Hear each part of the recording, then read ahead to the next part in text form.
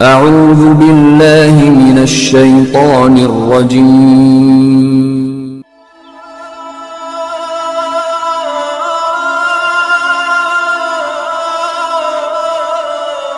بسم الله الرحمن الرحيم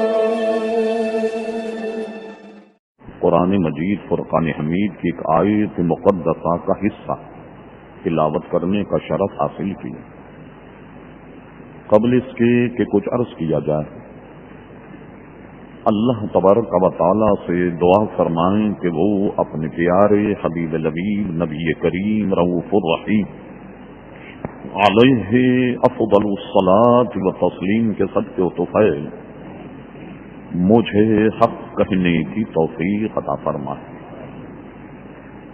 ہم تمام مسلمانوں کو اللہ تبارک و تعالی حق سن کر حق قبول کرنے کی اور اس پر عمل کرنے کی توفیق عطا فرمائے۔ ارشاد باری تعالی ہوا انما یخشی اللہ من عبادہ العلماء۔ اے لوگوں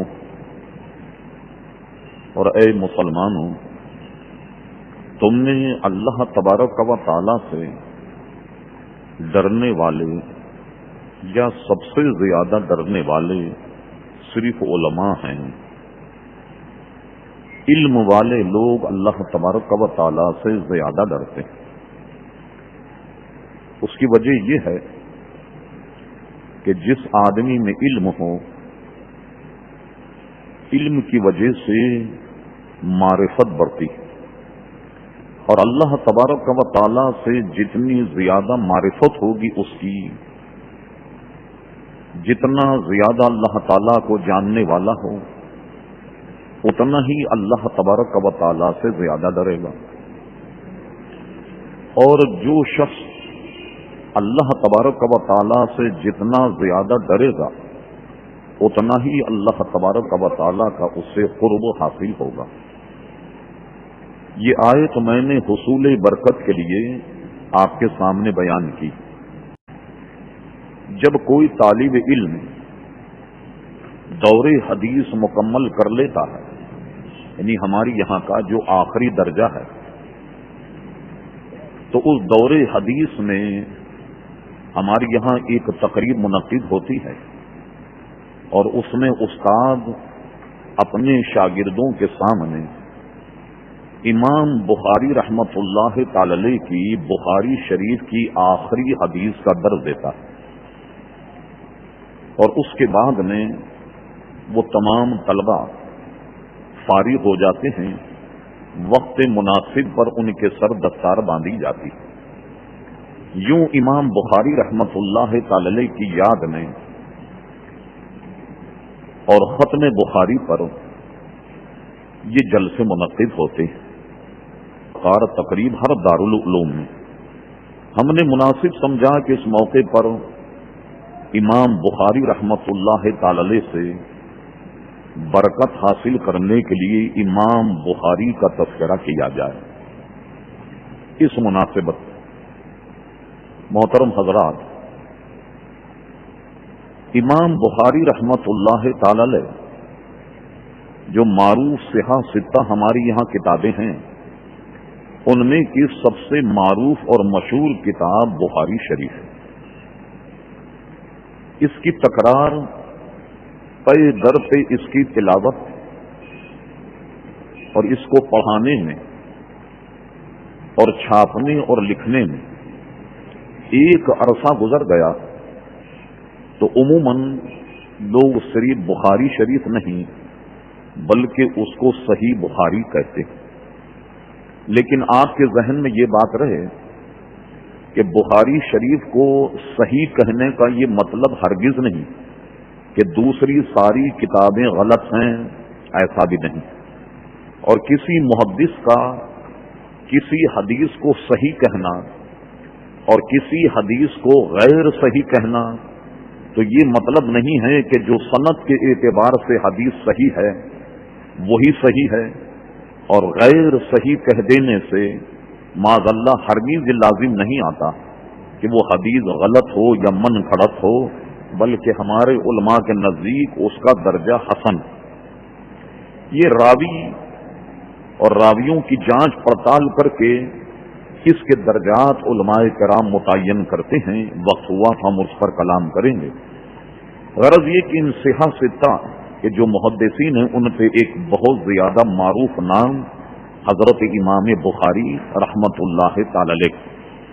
ہم نے سوچا کہ ان کا تذکرہ اس طور پر بھی کیا جائے، یہ ہمارے اسلاف ہیں، ہمیں ان کے واقعات اور معاملات یاد رکھنے چاہیے، اور انہوں نے جو دین کی خدمت کی ہے آج تک ہم بخاری شریف بلکہ انشاءاللہ تبارک و تعالی ہم اور آپ تو نہ رہیں گے مگر تا قیام قیامت بخاری شریف اور حضور کے حدیثوں کا درس ہوتا رہے گا، اور انشاءاللہ آئندہ بھی یہ کتابیں محفوظ رہیں گی اور اسی طرح ہماری درسگاہوں میں پڑھائی جائیں گی.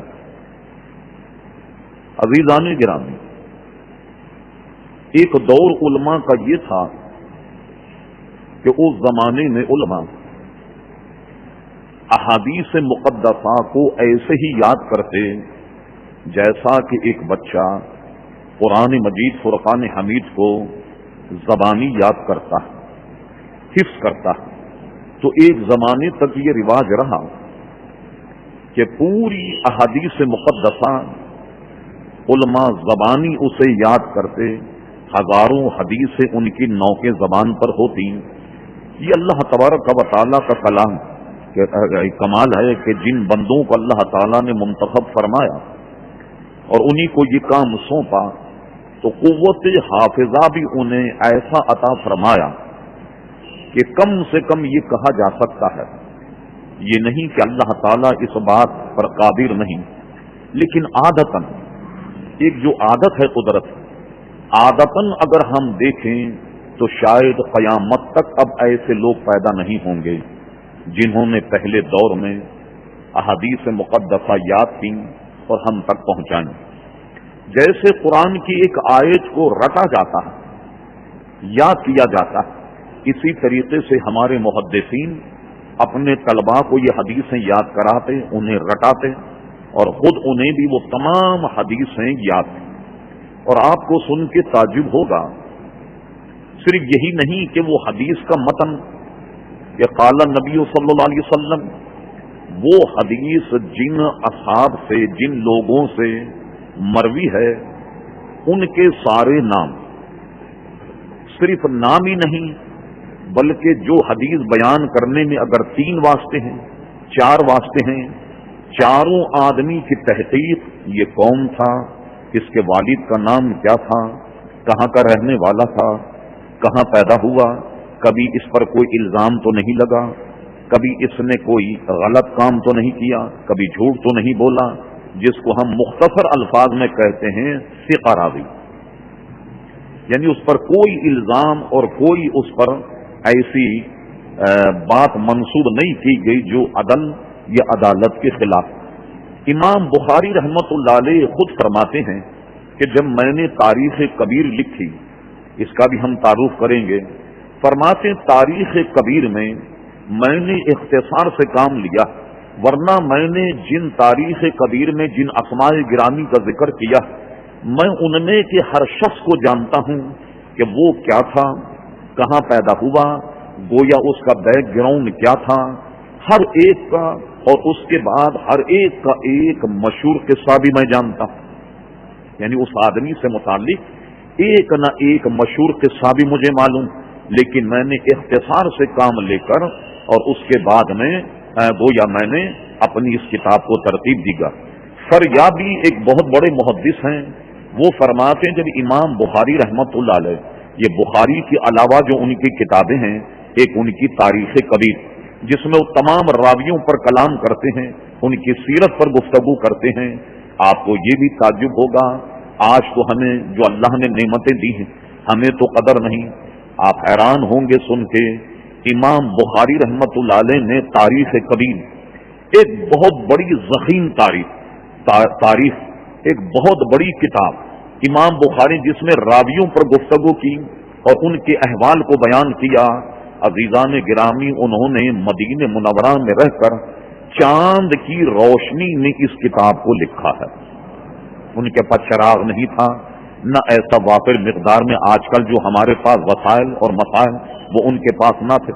امام فریابی فرماتے ہیں کہ میں نے جب مدینہ منورہ میں حاضر ہو کر تاریخ کبیر کو جب میں نے نقل کیا، یعنی ظاہر ہے کہ پہلے لکھی گئی، اس کے بعد جب میں نے نقل کیا، امام فریابی کہتے ہیں کہ جب میں تاریخ کو نقل کر رہا تھا تو امام بخاری کا حال یہ تھا کہ ابھی ان کی داڑھی بھی نہیں نکلی تھی۔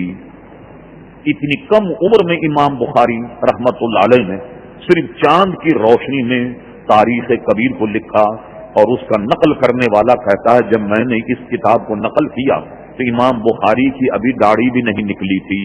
اتنی کم عمر میں امام بخاری رحمت اللہ علیہ نے یہ کتاب جو ہے وہ لکھ دی۔ امام بخاری رحمت اللہ علیہ کا نام ہے محمد، اور ان کے والد ماجد کا نام ہے اسماعیل، ان کے والد ماجد کا نام ہے ابراہیم، ان کے والد کا نام ہے مغیرہ جعفی کہا جاتا۔ علماء سیرت اور سیرت نگار، تذکرہ نگار، مورخین لکھتے ہیں کہ اصل میں یہ جو مغیرہ جعفی تھے یہ مجوسی تھے، اور اس کے بعد وہ اسلام لے آئے۔ اللہ تبارک و تعالیٰ کو جس سے کام کوئی لینا وہ اسلام لے آئے۔ اسلام لانے کے بعد پھر یہ سارا سلسلہ چلا۔ امام بخاری صرف خود ہی عالم نہیں تھے بلکہ ان کے والد ماجد بھی عالم تھے، اور یہ سلسلہ حضرت امام بخاری کو گویا یوں کہیے کہ ورثے میں ملا۔ امام بخاری رحمت اللہ تعالی علیہ قدرت کا انتخاب دیکھیے کہ جب پیدا ہوئے، اچھے خاصے پیدا ہوئے، اور اچانک آپ کی بینائی چلی گئی۔ ایک ان کے بھائی تھے، ان کا نام محمد تھا اور ان کا نام احمد اسماعیل تھا۔ آپ کے ایک بھائی بھی تھے۔ امام بخاری رحمت اللہ علیہ سے اللہ تبارک و تعالیٰ کو یہ کام لینا، وہ دونوں آنکھوں سے نابینا ہو گئے۔ والدہ ماجدہ روزانہ رو رو کر دعا کرتی، اور عبادت کرنے کے بعد دعا کرتی اور کہتی اے اللہ تبارک و تعالیٰ میرے بیٹی کی آنکھیں بینا فرما دے۔ اپنے بیٹی کی بینائی کے لیے وہ روز مرہ دعا کر۔ ان کی دعا میں اتنا خلوص تھا، اتنی للہیت تھی کہ امام بخاری جسے آج لوگ اپنا معیار بناتے ہیں، ہمارا بھی معیار، ہر وقت کہتے ہیں بخاری بخاری بخاری، ان کے علاوہ کسی کو نہیں مانتے۔ امام اعظم کو خاطر میں نہیں لاتے، اسی طرح امام محمد کو خاطر میں نہیں لاتے، امام ابو یوسف کو خاطر میں نہیں لاتے، احناف کے بڑے بڑے اماموں کو ٹھکرا دیتے۔ عزیزان گرامی، یہاں تک کہ عبداللہ ابن مبارک جو ہماری یہاں درسی کتابوں میں علماء کے نزدیک یہ امام اعظم کے شاگرد ہیں، حضرت عبداللہ ابن مبارک۔ حضرت عبداللہ ابن مبارک امام اعظم ابو حنیفہ کے شاگرد، اس درس کے ان خاص آدمی میں ان کا شمار ہوتا، اور تمام محدثین عبداللہ ابن مبارک کو امیر المومنین فی الحدیث کا نام دیتے ہیں، یعنی یہ حدیث کے امیر المومنین ہیں۔ ان کی کتابوں سے، بڑی معتبر تاریخوں سے ثابت ہے کہ امام بخاری رحمت اللہ علیہ حضرت عبداللہ ابن مبارک کی کتابوں سے بھی استفادہ کیا۔ غرض یہ کہ جو بخاری بخاری کہتے ہیں اس کو نہیں مانتے، انہیں بھی عقل کے ناخن لینا چاہیے کہ امام بخاری کے امام بخاری بننے میں روحانیت کا تعلق سنیے کیا۔ ان کی والدہ نماز پڑھ کر، عبادت کر کے ہر وقت اپنے بیٹے کی بینائی کی دعا کرتی۔ ایک مرتبہ خدا کا کرنا یہ ہوا، علامہ ابن حجر نے لکھا حضرت امام بخاری کی والدہ ماجدہ نے حضرت ابراہیم علیہ السلام کو خواب میں دیکھا۔ حضرت ابراہیم علیہ السلام ان کے خواب میں تشریف لائے اور امام بخاری کی والدہ سے کہا کہ خوش ہو جاؤ، اللہ تبارک و تعالیٰ نے تمہاری دعا سن لی اور تمہارا بیٹا بینا ہو گیا اور بینا ہو جائے گا۔ رات میں یہ خواب دیکھ کر بہت خوش ہوئی، جب صبح اٹھی تو امام بخاری رحمت اللہ علیہ بینا ہو چکے تھے، آنکھوں کی بینائی واپس آ گئی۔ حضرت ابراہیم علیہ السلام کی بشارت اور ان کی یہ دعا، امام بخاری رحمت اللہ تعالی نے بچپن ہی سے تحصیل علم کا سلسلہ عزیزان گرامی شروع کر دیا، اور اس کے بعد میں اب ان کا میلان، ان کا رجحان احادیث مقدسہ کے حفظ کی جانب جب ہوا تو امام بخاری نے اس زمانے میں شاید مشکل ہی سے کوئی شہر چھوڑا ہوگا کہ جہاں نہایت لائق اور فائق استاد ہوں حدیث کے، اور ان سے امام بخاری نے اکتساب فیض نہ کیا ہو۔ انہوں نے کتنے بزرگوں سے اکتساب فیض کیا؟ عزیزان گرامی، ایک مرتبہ امام بخاری رحمت اللہ علیہ کو کچھ مشائخ اور احادیث کے جو امام تھے انہوں نے ایک مرتبہ گھیر لیا۔ گھیرنے کے بعد کہا، امام بخاری تم ایسا کرو کہ آج ہمیں اپنے شیوخ سے جن جن شیخ سے تم نے حدیث سنی ہے ایک ایک حدیث ہمیں سنا دو۔ یہ نہیں کہ ایک شیخ کی 10-5، ایک ایک حدیث ہمیں سنا دو جن مشائخ سے تم نے حدیث کی سماعت کی ہے۔ اللہ اکبر! امام حجر لکھتے کہ امام بخاری رحمت اللہ علیہ نے صرف ایک شیخ، ایک اپنے استاد سے ایک حدیث سنائی تو ان کے اساتذہ کی معلوم ہوا۔ اس نشست میں انہوں نے 1000 حدیثیں سنائیں، 1000 حدیثیں سنائیں تو معلوم یہ ہوا کہ 1000 اساتذہ کرام کی خدمت میں آپ گئے اور ان سے آپ نے تحصیل علم کیا۔ اس سے اندازہ لگائیے کہ ان کے اساتذہ، ان کے استادوں کی تعداد جو ہے عزیزان گرامی وہ 1000 ہے۔ ایک روایت یہ ہے کہ تقریباً آپ کی عمر 18 برس رہی ہوگی۔ اپنی والدہ ماجدہ، اپنے بھائی احمد بن اسماعیل کے ساتھ آپ حج کرنے کے لیے گئے، مدینہ منورہ میں رک گئے۔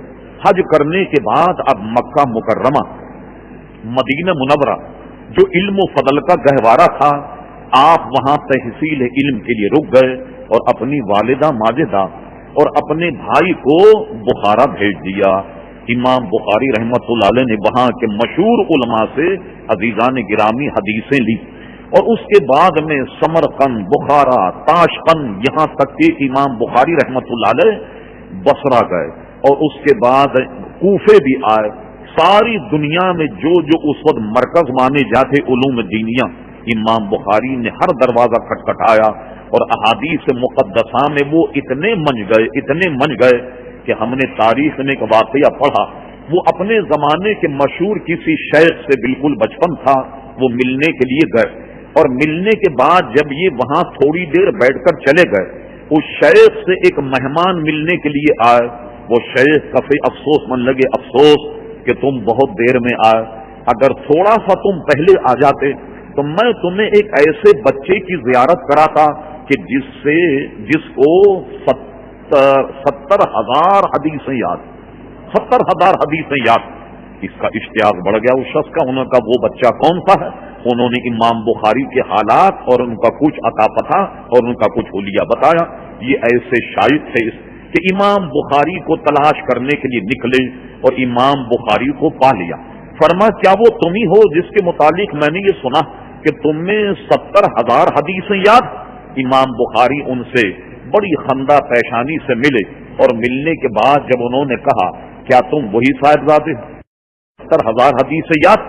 امام بخاری انہیں بٹھا کر کے کہا 70,000 نہیں بلکہ مجھے اس سے زیادہ حدیثیں یاد ہیں، اور ہم نے اپنے مشائخ علماء سے سنا بھی اور پڑھا بھی، کتابوں میں موجود ہے۔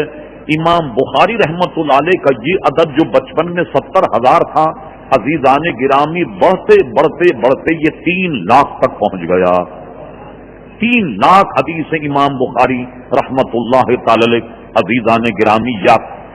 آپ پر ظاہر ہے کہ وقت اتنا نہیں، آپ کے واقعات میں ہم نے دیکھا کہ جس کتاب کو ایک مرتبہ پڑھ لیں، ایک مرتبہ دیکھ لیں، ایسا ہوتا جیسے کہ وہ ان کی عقل پر بالکل منقش ہو گئی ہو۔ آپ جو حدیث سنتے اس کو ایسے یاد کرتے کہ اس کی کئی مثالیں دی جا سکتی ہیں کہ ایک موقع پر آپ بحیثیت طالب علم ایک درسگاہ میں لوگوں کو دیکھا کہ وہ روزانہ اپنے شیخ سے حدیثیں لکھتے، روزانہ لکھتے، اور امام بخاری سے کہتے تم عجیب آدمی، کہ تم حدیثیں نہیں لکھتے، کیا معاملہ؟ امام بخاری نے ناچار اور مجبوری ان کو جواب دینے کے لیے فرما اچھا یہ بتاؤ کہ تم نے کتنے دن پڑھا؟ ان کا 15 دن پڑھا۔ کہنے لگے بیٹھ جاؤ میرے سامنے حدیثیں لے کر۔ امام بخاری نے پہلے دن کا سبق پورا سنا دیا کہ اتنی حدیثیں بیان، یہ اس کے راوی، ایک دن 2 دن پوری 15 دن تک جو وہ بیٹھے رہے اپنے اساتذہ سے سیکھتے رہے، سارے لوگ اپنا لکھا ہوا سامنے رکھ کے بیٹھے ہوئے ہیں اور امام بخاری نے پورے 15 دن کا سبق زبانی سنا دیا۔ اس قدر امام بخاری رحمۃ اللہ علیہ کا حافظہ اللہ تبارک و تعالی نے انہیں عزیزان گرامی عطا فرمایا۔ بطور نمونہ ہم 1-2 باتیں عرض کرتے۔ جب کوئی مشہور آدمی چلا جائے، اب تو فن کی قدر رہی نہیں عزیزان گرامی، اس زمانے میں اس کے شائقین اتنے کہ امام بخاری نے ایک مرتبہ بغداد شریف کا پروگرام بنایا۔ بغداد شریف کی مشہور درسگاہیں امام بخاری کا نام سنتی تھیں، وہ سب کے سب اکابر علماء جمع ہو گئے، امام بخاری کا درس سنیں گے۔ اس میں کیا ہوا، بسا اوقات ایسا ہوتا کہ آدمی کا نام بہت بڑا ہوتا لیکن اس کی شخصیت علمی اعتبار سے بہت بونی ہوتی۔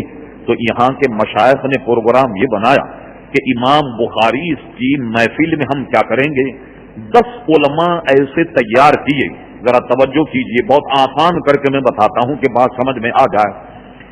10 آدمی ایسے تیار کیے اور 10 علماء یا طالب علم کو 10 حدیثیں ایسی رٹا دی کہ جس کی سند پڑھیں وہ سند کی حدیث نہیں پڑھیں، یعنی جو حدیث پڑھیں اس کی سند نہیں پڑھیں، یہ ہے، یعنی غلط سند بیان کر کے حدیث بیان کریں تاکہ ہم دیکھیں امام بخاری کیا جانتے ہیں اور کتنے علم کے درمیان۔ امام بخاری جب بیٹھے، بڑے پروگرام کے تحت ایک شخص کھڑا ہو گیا، کھڑے ہونے کے بعد اس نے حدیث کی سند پڑھی۔ جب حدیث کی سند پڑھی، سند کے بعد جب حدیث پڑھی، حدیث کوئی اور پڑھ دی، کسی اور سند کی حدیث پڑھ دی۔ 10 نے اس نے اپنا کام کیا، ایک اور عالم کھڑا ہوا، اس نے بھی 10 حدیثیں پڑھی، متن جو حدیث کا ہے سند کسی دوسرے سے ملائی، اور جو حدیث پڑھی کسی اور سند کی، جو سند پڑھی کسی اور حدیث۔ جب یہ 100 حدیثیں پڑھ رہے تھے، امام بخاری پر اہل علم جو تھے وہ تو سمجھ گئے۔ عام لوگوں نے پوچھا، سوال ہوا کیا اب ان حدیثوں کے مطابق کچھ جانتے؟ انہوں نے کہا میں نہیں جانتا۔ ہر حدیث پر فرماتے میں نہیں جانتا۔ جو بونے قسم کے لوگ تھے، کم فہم، جو اس فن سے واقف نہیں، وہ کہہ رہے تھے لو بلا وجہ اتنا بڑا محدث بنا رکھا ہے لوگوں نے امام بخاری، جہاں دیکھو بخاری بخاری، اور یہ تو 100 حدیثیں پڑھی اور 100 حدیث میں بھی یہ کہتا کہ مجھے اس کا علم نہیں، اس کا علم نہیں۔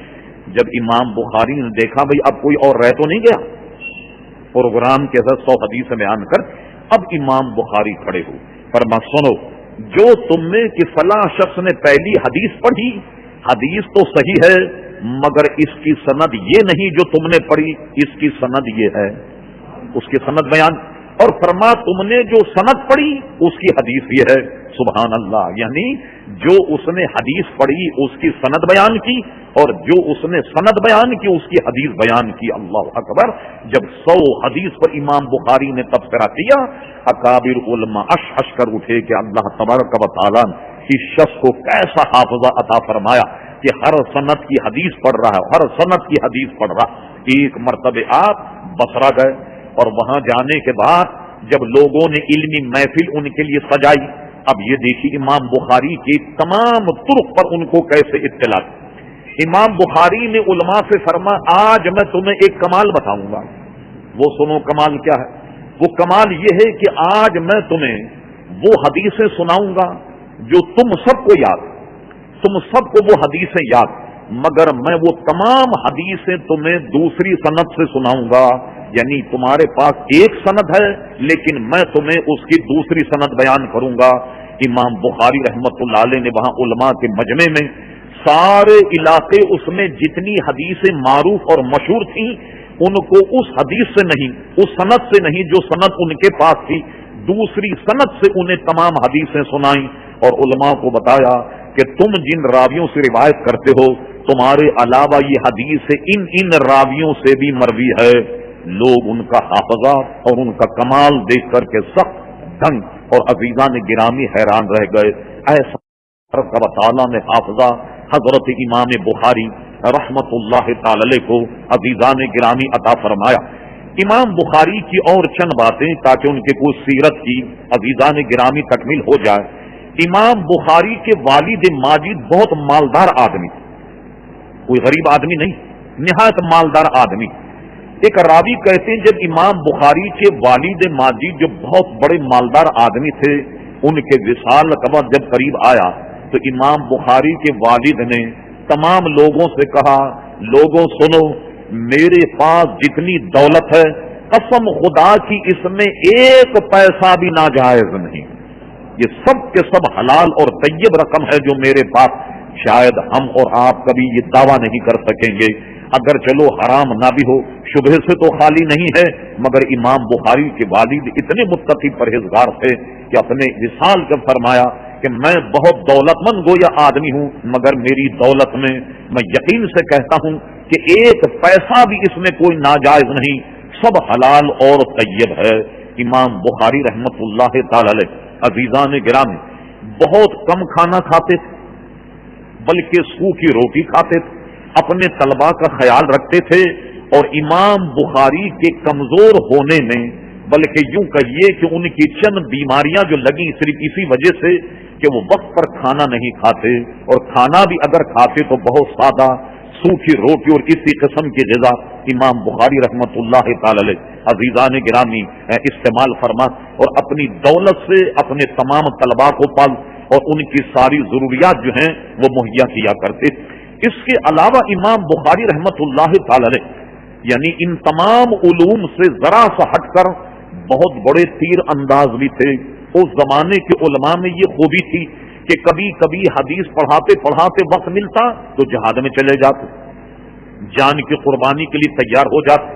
تو وہ تیر انداز بھی بہت زبردست تھے. میں نے ایک روایت میں پڑھا، امام بخاری رحمت اللہ علیہ اپنا نشانہ باندھ کر یوں کہیے کہ پریکٹس کر رہے تھے اپنے نشانے کی. تو وہ جہاں رہتے تھے، شاید آپ نے کہیں فوٹو میں یا کسی جگہ دیکھا ہوگا، بعض چھوٹی چھوٹی نہروں پر بڑے کمزور قسم کے پل ہوتے ہیں لکڑی.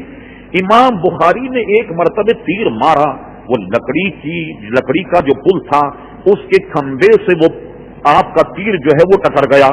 جب ٹکرا تو آپ نے جس شخص نے یہ پل بنایا تھا اس پل کے مالک سے آپ نے رابطہ کیا. فرما دیکھو دو باتیں، ایک تو یہ کہ تم اپنا نقصان لے لو، اور یا اگر تم چاہتے ہو تو اپنا حق مجھے معاف کر دو. امام بخاری، سبحان اللہ کیا بات، امام بخاری اس شخص نے کہا نہیں، میں اپنا حق یہ آپ کو معاف کرتا ہوں، جو کچھ بھی ہے وہ آپ ہی کا ہے. بخاری جب خوش ہوئے، سنیے آپ، اللہ اکبر، علماء کی خوشی کس قدر، جب اس نے اپنا حق معاف کر دیا تو آپ نے کئی 100 درم خیرات کیے، اور خیرات کرنے کے بعد فرمایا طلبا سے کہ آج سب جمع ہو جاؤ، آج ہم اس خوشی میں کہ ہم نے جو پل پر تیر مارا وہ ٹوٹا اور پل کے مالک نے حق اپنا معاف کر دیا، تو آج میں تمہیں اپنے پیارے مصطفیٰ کی خوشی میں کئی 100 حدیثیں سناؤں گا. امام بخاری نے محفل رچائی اور اس کے شکرانے میں پیارے مصطفیٰ صلی اللہ علیہ وسلم کی کئی 100 حدیثیں اپنے طلباء کو سنائیں. تو آپ نے دیکھا ان کے خوشی کا کیسا گویا معاملہ تھا، کس طریقے سے وہ خوشی منایا کرتے تھے. یہ امام بخاری رحمت اللہ تعالی.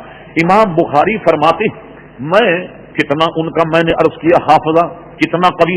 امام بخاری نے مکہ مکرمہ، مدینہ منورہ، سمرقند، بخارا، تاشقند، یہ سب وہ ریاستیں ہیں جو روسی ریاستیں، ان تمام کا دورہ کیا. بصرہ گئے، بغداد گئے. خود امام بخاری اعتراف کرتے ہیں کہ حدیث کے اخذ کرنے سے میں جتنی مرتبے کوفے گیا مجھے یاد نہیں کہ میں کتنی مرتبے کوفے گیا. اب سنیے ایک بات اور، امام بخاری رحمت اللہ علیہ کی ولادت ہے 194 ہجری. 194 ہجری میں یہ پیدا ہوئے، 256 میں انتقال ہوا، 63 برس آپ کی عمر ہے. امام اعظم ابو حنیفہ کا وصال ٹھیک 150 برس کی عمر میں ہوا. 150 برس گویا 150 سال 150 सन में इमाम आजम का विसाल हुआ।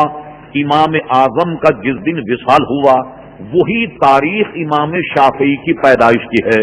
सन 150 में इमाम आजम का विसाल हुआ, सन 150 हिजरी ही इमाम शाफी की गोया विलादत है। तो हजरत इमाम आजम के विसाल के तकरीबन 80 साल या इससे भी ज्यादा या कम वो थे। इमाम आजम तो दुनिया से चले गए, इमाम बुखारी कूफे क्या लेने के लिए गए? मालूम हुआ कि इमाम आजम दुनिया से चले गए, मगर इमाम आजम का इल्म फदल कूफे में अल्हम्दुलिल्लाह अपनी आब व ताब के साथ जारी और सारी था। अहले इल्म जानते हैं कि इमाम बुखारी ने अपनी बुखारी में कहीं कहीं वो हदीस बयान की कि जिसके सारे के सारे रावी कूफी हैं। यानी अगर आप देखें तो उनमें सारे रावी इमाम आजम अबू हनीफा रज़ी अल्लाह अन्हु के आपको शागिर्द मिलेंगे। तो इमाम आजम के बहुत बाद का दौर हजरत इमाम बुखारी रहमतुल्लाह अलैह का है। तो ये अर्ज करूंगा कि खुद इमाम आजम और उनके शागिर्दों से इमाम बुखारी ने इक्तिसाब फैज किया। कई नाम मैं गिना सकता हूँ, मशहूर नाम हजरत अब्दुल्ला इब्ने मुबारक रज़ी अल्लाह अन्हु का है, जो इमाम आजम अबू हनीफा के अजीजान गिरामी वो शागिर्द थे। अब देखिए आजकल के गैर मुक़ल्लिद अहले हदीस, बड़ी अजीब बात, इमाम बुखारी को तो मानते, इमाम आजम को नहीं मानते, इमाम मोहम्मद को नहीं मानते, इमाम अबू यूसुफ को नहीं मानते। लीजिए आप हजरत अल्लामा ताजुद्दीन सुबकी रहमतुल्लाह अलैह, शाफियों के बहुत बड़े इमाम अल्लामा ताजुद्दीन सुबकी ने इमाम बुखारी रहमतुल्लाह अलैह के लिए नकल ये किया कि इमाम बुखारी शाफई मजहब रखते थे। वजह है कि उन्होंने अपनी बुखारी में शाफई मजहब पर जो हदीसें हैं उनका खास एहतमाम इंसराम किया है बुखारी शरीफ में बयान करने में। चलिए अगर अल्लामा ताजुद्दीन सुबकी का कौल मान लिया जाए कि इमाम बुखारी इमाम शाफी के मुक़ल्लिद थे, तो आपने देखा इमाम शाफी कौन? हजरत इमाम शाफी रज़ी अल्लाह तआला अन्हु इमाम मोहम्मद के शागिर्द हैं, और इमाम मोहम्मद इमाम आजम अबू हनीफा के शागिर्द हैं। एक अंग्रेज का कौल मैंने पढ़ा, कभी जरूरत हो तो मेरे पास हवाला अल्हम्दुलिल्लाह उसका नोट है। एक अंग्रेज ने लिखा इमाम आजम के शागिर्द इमाम मोहम्मद के शागिर्द इमाम शाफी। इमाम मोहम्मद की 999 तसनीफ है, 999 उन्होंने किताब लिखी। कुछ और दिन जिंदा रह जाते तो जाहिर है कि 1000 अदद मुकम्मल हो जाते। अंग्रेज ये कहता है कि इमाम मोहम्मद अपने वक्त में अगर ये कहते कि मैं नबी हूं, और लोग उनसे कहते हर नबी का तो कमाल होता है, कोई मौजज़ा दिखाइए, कोई कमाल दिखाइए, तो अंग्रेज कहता है कि अगर इमाम मोहम्मद नबूवत का दावा कर ले और कोई नशानी मांगता तो अपनी 999 तसनीफ अगर सामने रख देते तो लोग उनको नबी मान लेते। चूंकि अंग्रेज था, उसको तो खत्म नबूवत का मसला मालूम नहीं। कोई कमाल खास कितना ही बड़ा कमाल हो, लेकिन दर्जे नबूवत को अब नहीं पहुंच सकता कि नबूवत खत्म हो गई, ला नबी आबादी, फरमा अब मेरे बाद कोई नबी इस दुनिया में नहीं आएगा। ये उनके शागिर्द की अजमत, और वो हजरत इमाम शाफी के उस्ताद हैं, इमाम शाफी के उस्ताद हैं। ये किसके शागिर्द हैं? इमाम शाफी, इमाम मोहम्मद खुदा। तो अब अगर मान लिया जाए इमाम बुखारी इमाम शाफी के मुक़ल्लिद हैं, अब इनसे पूछिए मुक़ल्लिद गैर मुक़ल्लिद जो कहते हैं किसी इमाम की जरूरत नहीं है, अरे तुम्हारे खुद इमाम बुखारी जिनको तुम कहते हो बुखारी बुखारी बुखारी, वो इमाम शाफी के मुक़ल्लिद और इमाम शाफी के उस्ताद इमाम आजम अबू हनीफा हैं। तो इमाम बुखारी में भी इमाम आजम से इस्तिग़ना आप नहीं पाएंगे कि उनके शागिर्दों से अज़ीज़ान गिरामी उन्होंने तहज़ इल्म किया। अज़ीज़ान गिरामी बड़े बड़े अकाबिर उलमा के साथ लोगों ने बहुत बड़ा सलूक किया, बुरा सलूक किया, जिसे आज हम पढ़ते हैं तो कलेजा मुंह को आता। वो अपने जमाने के आफताब व महताब, कुछ लोग उनके बुग़्ज़ और हसद में इतना सरगर्म अमल रहते, उनको किसी तरीके से नीचा दिखाने की कोशिश करते। इमाम बुखारी ने इल्म फजल से जब दुनिया घूम ली, अब अपने शहर बुखारा आए। जब बुखारा आए तो इस कदर एहतमाम किया शहर वालों ने कि अल्लाह अकबर, इमाम बुखारी तशरीफ ला रहे, इमाम बुखारी तशरीफ ला रहे। इमाम बुखारी बुखारा में आए। अब सोचते थे कि यहीं दर्स कायम किया जाए, यहीं पढ़ाना शुरू कर दिया जाए। समरकंद का उस वक्त जो हाकिम था, उसने इमाम आजम को दरख्वास्त की कि आप हमारे यहाँ तशरीफ लाएं। امام اعظم ابو حنیفہ رضی اللہ عنہ جب بخارا سے اس کی درخواست پر روانہ ہو گئے، خرطوم ایک جگہ جو بخارا سمرقند کے درمیان خرطوم، اب امام بخاری کو پتا لگا کہ ان کے وہاں پہنچنے سے پہلے وہاں کے کچھ آفدین نے کچھ ہنگامہ کر دیا امام بخاری پر. امام بخاری خرطوم میں ٹھہر گئے، اور ٹھہرنے کے بعد کیا ہوا، پھر اس کے بعد حاکم وقت نے کہا حالات درست ہو گئے، آپ تشریف لے آئیے. مگر امام بخاری رحمت اللہ علیہ اتنا صدمہ اور اتنا وہ پریشان ہوئے، خرطوم ہی میں ٹھہر گئے اور انہیں بخار آ گیا. بخار آنے کے بعد پسینہ جاری ہو گیا. امام بخاری پر اس زمانے کے حاسدین نے اتنی دنیا تنگ کر دی. عزیزان گرامی، یہ ہر حق بولنے والے کے ساتھ ہوتا، اس لیے حق بولنے والے کبھی بھی اسے خاتمے میں نہیں لاتے، اور اس کو ایک نظام قدرت سمجھ کر کے وہ سب کچھ فراموش کر کے عزیزان گرامی سب پر وہ صبر کر لیتے ہیں. داتا گنبش علی حجویری اپنی کتاب کشف المحجوب میں لکھا، میں دمشق میں اس کے کچھ فاصلے پر ایک شہر ہے، ایک قصبہ ہے جس کا نام بیت الجن.